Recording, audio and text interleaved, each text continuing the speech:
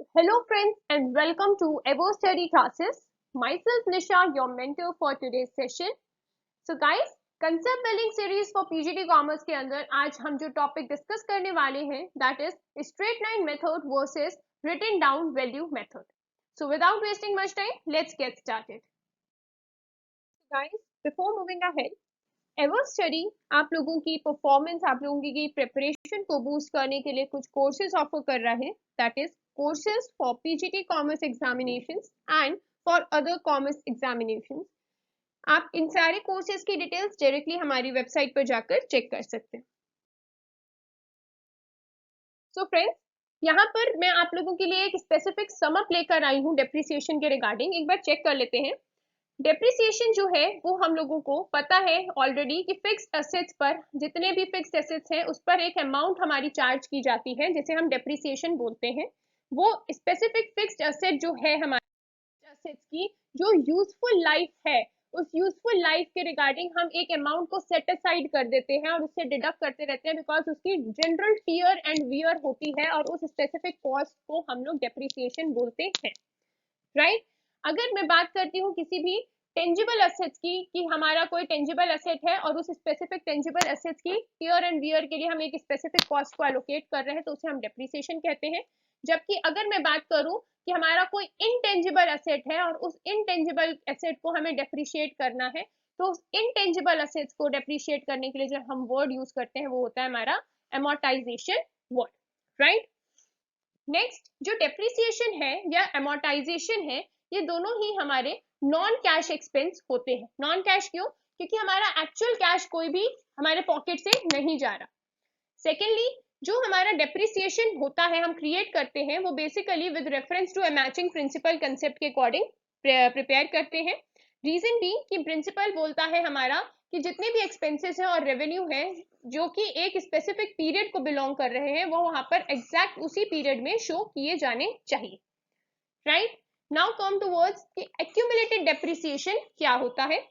Accumulated depreciation basically एक specific हम बोल सकते हैं कि एक 10 साल के एक हमारा फिक्स्ड एसेट है तो 10 साल में उस स्पेसिफिक एसेट पर जितना भी डेप्रिसिएशन चार्ज किया जाएगा उस स्पेसिफिक टोटल डेप्रिसिएशन को हम एक्यूमुलेटेड डेप्रिसिएशन बोल देते हैं, that is sum of all the depreciation recorded on an asset to a specific date, right.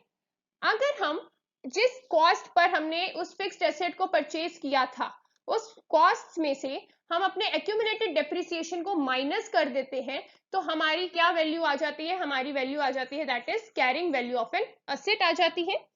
और ये जो कैरिंग वैल्यू हमारी होती है इसे हम क्या बोल सकते हैं? साल्वेज वैल्यू बोल सकते हैं या तो रेसिडुअल वैल्यू कह सकते हैं, राइट। सो ये बेसिक टर्मिनोलॉजीज थी जो अब आगे यूज भी होंगी तो अब आपको बहुत इजीली समझ में आ जाएगा। तो गाइस एक बार डिस्कस कर लेते हैं ब्रीफली कि एसएलएम मेथड क्या होता है। SLM method basically is a process of expensing an asset over a long period of time when it was purchased. कैसे कैलकुलेट किया जाता है अगर हम इसे देखें तो बेसिकली इसकी कैलकुलेशन बहुत सिंपल होती है। जो असेट को हमने जिस स्पेसिफिक कॉस्ट पे परचेज किया था उसमें से हम लोगों को जो हमारी एक्सपेक्टेड साल्वेज वैल्यू है उस साल्वेज वैल्यू को डिडक्ट कर देंगे। साल्वेज वैल्यू क्या है अभी थोड़ी देर पहले हमने देखा, आई होप आपको समझ में आ गया है।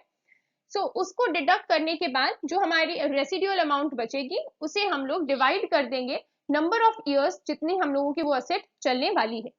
अगर इसे हम एक एग्जांपल के थ्रू देखना चाहें तो आप यहाँ देख सकते हैं एक इक्विपमेंट है एक कंपनी के पास 10,500 में उसने वो परचेज किया था, 10 साल की उसकी एक्सपेक्टेड लाइफ है और 500 रुपए उसके साल्वेज वैल्यू के तौर पर यहाँ दिए हुए।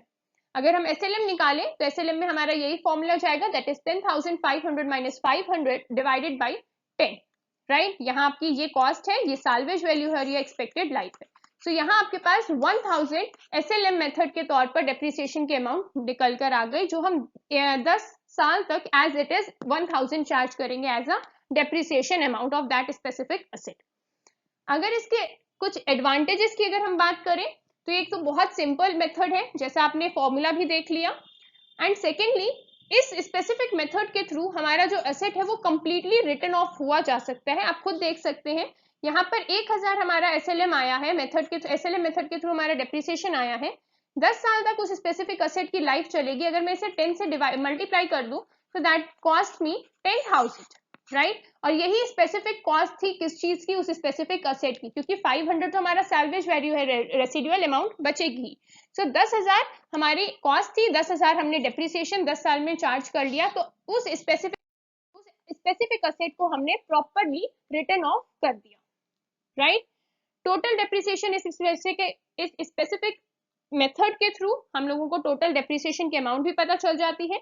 एंड सेकेंडली जो हमारे स्मॉल बिजनेसेस हैं उसके लिए ये मेथड बहुत ज्यादा सूटेबल। नेक्स्ट अगर मैं बात करूं तो हमारे पास है कुछ डिसएडवांटेजेस क्या क्या हो सकते हैं।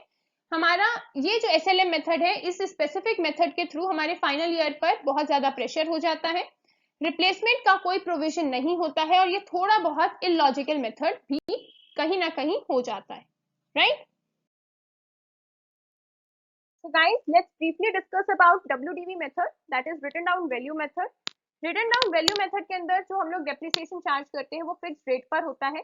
मींस जो भी हमारा असेट है उसकी जो भी यूजफुल लाइफ है, उस यूजफुल लाइफ तक में हमने उस एसेट की कॉस्ट पर एक स्पेसिफिक परसेंटेज सेट कर दी है, रेट सेट कर दिया, सपोज 10%। वो 10% से ही उसकी पूरी लाइफ, उस पूरे एसेट की पूरी लाइफ में हम डेप्रिसिएशन चार्ज करेंगे, राइट। नेक्स्ट अगर हम बात करें तो इस स्पेसिफिक कंसेप्ट में आएगा क्या, द रेट ऑफ डेप्रिसिएशन जो है वो हमेशा सेम रहेगा। मींस अगर 10% है तो 10% ही रहेगा, बट जो अमाउंट ऑफ डेप्रिसिएशन है वो डिक्रीज होती रहेगी year after year. For example अगर फर्स्ट ईयर में हम लोगों ने उस स्पेसिफिक असेट को जिससे परचेज किया था हमने 1 लाख में, तो फर्स्ट ईयर में उसका स्पेसिफिक डेप्रिसिएशन कितना हो जाएगा 10,000, क्योंकि 10% डेप्रिसिएशन हम चार्ज कर रहे हैं। अब रेसिडुअल अमाउंट जो बचेगी वो बचेगी हमारी 90,000। नेक्स्ट ईयर 90,000 पर 9,000 के अकॉर्डिंग डेप्रिसिएशन चार्ज होगा। मींस हमारा डेप्रिसिएशन की जो अमाउंट है वो कम होती जा रही है ईयर बाय ईयर, राइट। इस स्पेसिफिक मेथड को यूज करने के एडवांटेजेस क्या है देख लेते हैं। इसमें इक्वल चार्ज रहता है, जो भी हमारी इनकम हो रही है उसके रिगार्डिंग इक्वल चार्जेस रहेंगे, बिकॉज हमारा एक ही स्पेसिफिक रेट फाइनलाइज किया गया है। एंड ऑल्सो ये एक लॉजिकल मेथड है as compare to SLM method. Disadvantages देखें तो इस मेथड के अंदर हमारा पूरा का पूरा असेट कभी भी कंप्लीटली रिटर्न ऑफ नहीं किया जा सकता, and that is the major disadvantage of this method. Second, जो रेट हम बोल रहे हैं कि हमने 10% फाइनल कर लिया, 12% फाइनल कर लिया, बट ये रेट कैसे फाइनल किया जाएगा, that specific thing is very very difficult for the accountants, तो डिटरमाइन करना बहुत डिफिकल्ट है। एंड सेकेंडली जिस असेट को जिस स्पेसिफिक पर्पस के लिए यूज किया जा रहा है उसकी स्पेसिफिक एक्चुअल यूसेज को यहाँ इग्नोर किया जाता है, so that also become the most important disadvantage. तो गाइस एक बार हम लोग एसएलएम और डब्ल्यूडीवी का एक बेसिक डिफरेंस देख लेते हैं। दैट इज एसएलएम जो है वो फिक्स अमाउंट पर चार्ज किया जाता है, जबकि डब्ल्यूडीवी जो है वो फिक्स रेट पर चार्ज किया जाता है। इसमें 10% हमेशा फिक्स रहता है, इसमें 1000 हमेशा फिक्स रहता है, राइट, जैसे अभी हमने एक एग्जाम्पल के थ्रू डिस्कस किया था।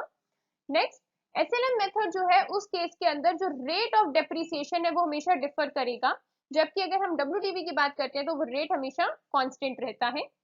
एसएलएम मेथड के अंदर असेट की जो वैल्यू है वो जीरो हो सकती है, जबकि डब्ल्यूडीवी के अंदर जीरो नहीं हो सकती। इसी वजह से जो डब्ल्यूडीवी है वो एसेट को कभी भी फुली रिटर्न ऑफ नहीं करेगा, जबकि एसएलएम कर देगा।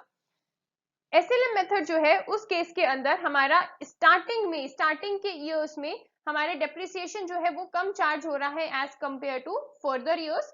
वाइल अगर हम बात करते हैं डब्ल्यूडीवी की, तो डब्ल्यूडीवी में हम लोगों का जो डेप्रिसिएशन का रेट है, डेप्रिसिएशन की जो अमाउंट है वो इनिशियल ईयर में तो हायर चार्ज हो रही है, बट फर्दर लेटर ईयर्स में उसकी अमाउंट कम हो जाएगी। नेक्स्ट अगर हम बात करें एसएलएम की, तो SLM is easier to understand while it is more complicated in case of WDV, right. Guys I hope आप लोगों को ये वीडियो पसंद आई होगी और कंसेप्ट की क्लैरिटी हुई होगी। यहाँ पर आप लोगों के लिए इस कंसेप्ट से रिलेटेड एक प्रैक्टिस क्वेश्चन है जिसका आंसर आप इस वीडियो के कमेंट सेक्शन में प्लीज दीजिए। तो thank you so much guys. अगर आपको हमारी ये वीडियो पसंद आई है तो इसे लाइक करें, हमारे चैनल को सब्सक्राइब करें और अपने फ्रेंड्स के साथ इस वीडियो को शेयर करें। ऑल्सो अगर आपके पास कोई सब्जेक्ट रिलेटेड क्वेरी है तो आप हमारे ईमेल के थ्रू या हमारे टेलीग्राम ग्रुप के थ्रू हमें कांटेक्ट कर सकते हैं।